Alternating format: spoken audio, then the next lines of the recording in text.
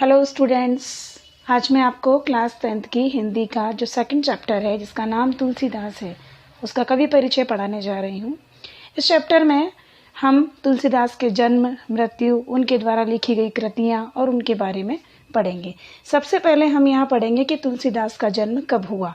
तुलसीदास का जन्म उत्तर प्रदेश के बांदा जिले के राजापुर गांव में सन 1532 में हुआ। कुछ लोग उनका जन्म स्थान सोरो में भी मानते हैं। सोरो एक एटा जिला है, वहाँ का स्थान है। तुलसी का जो बचपन था वो बहुत अधिक संघर्षपूर्ण था। उनके प्रारंभिक वर्षों में ही उनके माता पिता से उनका बिछोह हो गया था, मतलब उनके माता पिता उनसे बिछुड़ गए थे। रामचरितमानस तुलसीदास जी की प्रमुख कृति मानी जाती है। इसमें दिखाया गया है कि रामचरितमानस कवि की अनन्य राम भक्ति और उनके सृजनात्मक कौशल का मनोरम उदाहरण है। तो रामचरितमानस उनकी प्रमुख कृति मानी जाती है।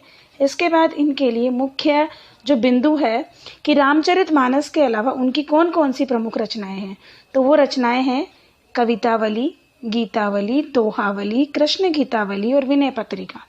रामचरितमानस के अलावा उनकी जो प्रमुख रचनाएं हैं उनको मैं रिपीट कर रही हूँ: कवितावली, गीतावली, दोहावली, कृष्ण गीतावली, विनय पत्रिका।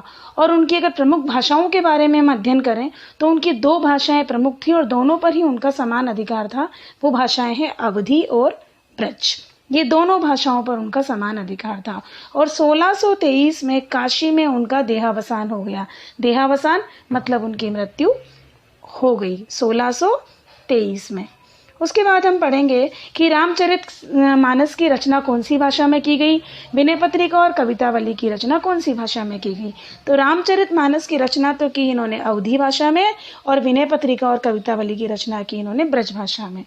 और जो रामचरितमानस का जो मुख्य छंद है उसमें क्या क्या है, उसका मुख्य छंद चौपाई है। रामचरितमानस का मुख्य छंद क्या है बच्चों? उसका छंद चौपाई है। बीच बीच में दोहे, सोरठे, हरि गीतिका व अन्य छंद भी इसमें पिरोए गए हैं, अर्थात काम में लिए गए हैं। तो इस प्रकार हमने तुलसीदास जी के बारे में पढ़ा कि तुलसीदास जी का जन्म 1532 में उत्तर प्रदेश के बांदा जिले के राजापुर गांव में हुआ है। उनकी प्रमुख कृति रामचरितमानस मानी जाती है। रामचरितमानस के अलावा कवितावली, गीतावली, दोहावली, कृष्ण गीतावली, विनय पत्रिका आदि इनकी प्रमुख रचनाएं हैं। अवधी और ब्रज दोनों भाषाओं पर उनका समान अधिकार है। सन 1623 में काशी में उनकी मृत्यु हो गई। रामचरितमानस की रचना उन्होंने अवधी भाषा में की और विनय पत्रिका और कवितावली की रचना उन्होंने ब्रज भाषा में की। जो रामचरितमानस का मुख्य छंद है वो चौपाई है। उनकी रचनाओं में प्रबंध और मुक्तक दोनों प्रकार के ही काव्यों का उत्कृष्ट रूप है। मेरे हिसाब से आपको जो तुलसीदास जी का जो कवि परिचय है ये अच्छे से समझने में आ गया होगा। अगर कोई प्रॉब्लम है, कोई समस्या है तो आप मुझसे पूछ सकते हैं। Thank you everyone.